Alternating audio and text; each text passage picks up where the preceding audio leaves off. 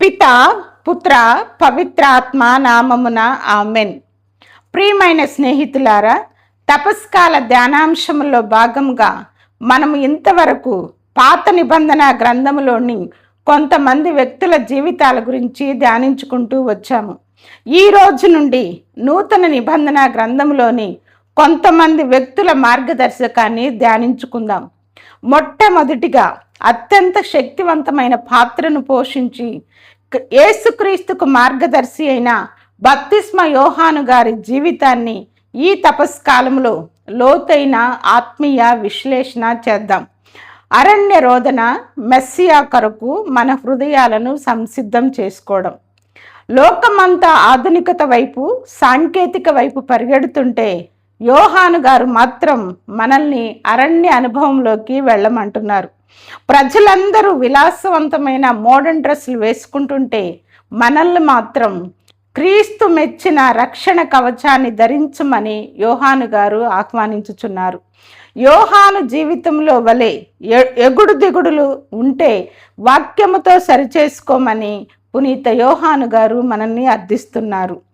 క్రీస్తు చేత మానవులందరిలో యోహాను గారు గొప్పవాడు అనిపించుకున్నట్లే మనల్ని క్రీస్తు ఏమని పిలుస్తున్నాడు? అదే క్రీస్తుతో మనం ఏమని పిలిపించుకుంటున్నాం? నేను మెచ్చిన ప్రియ నేస్తమా, లేకపోతే నన్ను అనుసరించుచున్న ప్రియ బిడ్డ, లేకపోతే చీపో సైతాను అని పేతురు వలె మనలను యేసుక్రీస్తు గద్దించుచున్నారా? I'm sorry, you are most beloved sons and daughters of God. యోహాను పిలుపు అరణ్యంలో ప్రారంభమైనది. లూకా శుభవార్త 3వ అధ్యాయము 2-4 వచనములు. దేవుని స్వరం వినాలంటే మన హృదయం సైలెంట్ మోడ్లో ఉండాలి.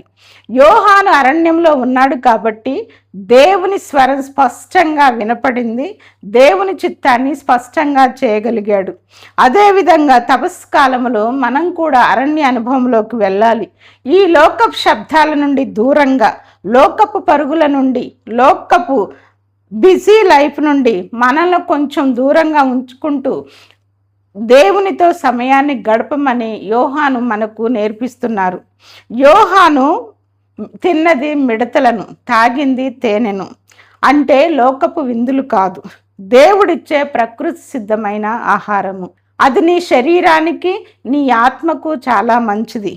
కానీ అయితే మనకు ప్రస్తుతం మన ఆత్మీయ ఆహారం పరిశుద్ధ గ్రంథం. అది నీకు రుచిగా ఉందా? రుచి చూచి తెలుసుకో ప్రభువెంత గొప్పవారు అని.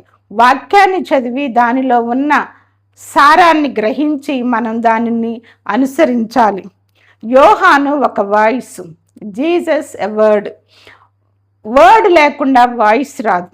అందువల్ల క్రీస్తు లేకుండా నీవు మాట్లాడే ప్రతి మాట వ్యర్థమే. నువ్వు మాట్లాడే ప్రతి మాటలో క్రీస్తు ఉన్నాడా? కేవలం లోకపు మాటలేనా, లేక దూషించే మాటలేనా, నిందించే మాటలేనా, అవమానపరిచే మాటలేనా, లేక క్రీస్తుని హెచ్చించే మాటలు, క్రీస్తుని చాటే మాటలు, హిమ్ వి ప్రొక్లెయిమ్ నీలో ఏమైనా కనిపిస్తున్నాయా? మారు మనసు పొందండి, పరలోక రాజ్యము సమీపించుచున్నది అని యోహాను గద్దించాడు. యోహాను బాప్తిసం ఇచ్చింది పాప క్షమాపణ కోసం. అంటే ఆచారంగా మనం తపస్కాలం అనుసరించటం కాదు, ఆచారంగా నుదుటి మీద బూడిదను పెట్టుకోవడం కాదు, హృదయంలో మన పాపాన్ని కడిగి వేసుకోవాలి. యోహాను ప్రజలను సర్ప సంతానమా అని గద్దించాడు. నీ భక్తి ముసుగులో ఉన్న సర్పం లాంటి గుణాలు ఏమైనా ఉన్నాయా? సర్పం లాంటి బ్యాక్ బైటింగ్, సర్పం లాంటి విషం చిమ్మే మాటలు, సర్పం లాంటి కన్నీనెస్, సర్పం లాంటి తప్పించుకునే స్వభావాలు నీలో ఏమైనా ఉన్నాయా? ఉంటే ఈ తపస్కాలంలో వాటిని వెలికి తీసి దేవుని ముందు ఉంచాలి. బాప్తిస్మ యోహాను గారు మరియు క్రీస్తు ప్రభువు మార్గమును సిద్ధం చేయటానికి బాప్తిస్మ యోహాను గారు వచ్చారు. అయితే ఆ మార్గాన్ని నెరవేర్చింది క్రీస్తు ప్రభు. నేనే మార్గము, సత్యము, జీవము అని పలికారు. యోహాను గారు బాప్తిస్మముతో జ్ఞానస్నానం ఇచ్చి పశ్చాత్తాపాన్ని చాటాడు. యేసు ప్రభు పరిశుద్ధాత్మ అగ్నితో బాప్తిస్మం ఇచ్చి మనకు రక్షణను వసిగారు. సత్యం కోసం యోహాను గారు చిరచ్ఛేదనం చేయబడ్డారు. లోక పాపం కోసం క్రీస్తు ప్రభు శిలువపై మరణించారు. ఆయన హెచ్చింపవలేను, నేను తగ్గింపవలేను అని యోహాను గారు బోధించారు. అయితే తనను తాను తగ్గించుకొని మనలను హెచ్చిస్తూ మార్గదర్శకాన్ని చూపించారు క్రీస్తు ప్రభు. ఆయనని హెచ్చించవలేను, నేను తగ్గవలేను అని యోహాను చాటిన అతిపెద్ద గుణపాఠం ఈ తపస్కాలంలో మనం నేర్చుకోవలసిన విషయం. నేను తగ్గితేనే, నా అహం తగ్గితేనే, నా ఈగో తగ్గితేనే నేను ఖచ్చితంగా యేసుక్రీస్తు అనే సింహాసనాన్ని అధిష్ఠించగలను. సెల్ఫీలు తీసుకునే ఈ సమయంలో సెల్ఫ్ను తగ్గించుకోవడం కొంచెం కష్టమే, అయినా తప్పదు. యేసు ప్రభుని చేరాలంటే అది ఖచ్చితంగా మన నుండి తీసివేసుకోవాలి. యోహాను తగ్గించుకొని యేసును చూపిస్తూ, ఇదిగో ఇతడే నిజమైన గొర్రెపిల్ల అన్నాడు. ఆయన యేసుక్రీస్తు జీవితాన్ని హెచ్చించాడు. ఇదిగో క్రీస్తు అనుచరురాలు, ఇదిగో క్రీస్తు అనుచరుడు అని ఎవరైనా నిన్ను చూచి యేసు ప్రభుని గుర్తు చేసుకున్నారా? అలా గుర్తు చేసుకుంటే వెల్ అండ్ గుడ్, లేకపోతే ఆలోచించుకోవలసిన విషయం. డీప్ రిఫ్లెక్షన్, అంచనాలు వర్సెస్ దేవుని పద్ధతులు. యోహాను మెస్సియా వచ్చి అగ్నితో తీర్పు తీరుస్తాడు అని చెప్పారు. రోమన్ల పాలన నుండి మనల్ని విడిపిస్తాడు అని అనుకున్నాడు. కానీ యేసు రోగులను స్వస్థపరుస్తూ పాపులతో భోజనం చేశాడు. మనం దేవుణ్ణి ఒక బాక్స్లో పెట్టాలని చూస్తాం, ఆయన మనకు అద్భుతాలు చేయాలి అని చూస్తాం. ఒకవేళ అద్భుతాలు జరగలేదనుకో, ఈయన దేవుడేనా అని సందేహిస్తాం. నీ అంచనాల కంటే దేవుని ప్రణాళిక ఎక్కువ.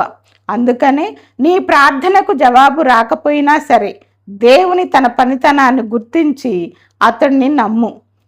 నేను దేవుడిని అని నేరుగా యేసు ఎప్పుడూ చెప్పలేదు. బదులుగా గ్రుడ్డివారు చూపు పొందారు, కుంటివారు నడుచుచున్నారు, దరిద్రులకు సువార్త ప్రకటించబడింది. సందేహాలకు ఫిలాసఫీ ఆన్సర్ చెప్పదు, కేవలం అనుభవం మాత్రమే సమాధానం ఇస్తుంది.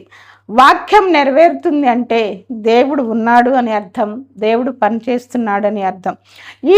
ఈ తపస్కాలంలో నీ సందేహాలు తీర్చుకోవాలంటే దేవుని వాక్యం అనే అర్థములో నిన్ను నీవు చూసుకొని దేవుణ్ణి సమీపించు. అప్పుడు ఖచ్చితంగా దేవుడు నీ సందేహాలకు జవాబు ఇస్తాడు. ప్రార్థన. ప్రభువా, యోహాను వలె మమ్మల్ని నీ మార్గమును సిద్ధపరిచే స్వరముగా మార్చుము. మాలోని గర్వాన్ని తగ్గించి నిన్ను హెచ్చించే మనస్సును దయచేయుము. ఈ తపస్కాలములో నిజమైన పశ్చాత్తాపముతో నీ పాదాలు చేరే భాగ్యాన్ని దయచేయమని వేడుకొనుచున్నాము తండ్రి. ఆమెన్. పిత, పుత్ర, పవిత్రాత్మ నామమున amen. Thank you. God bless you.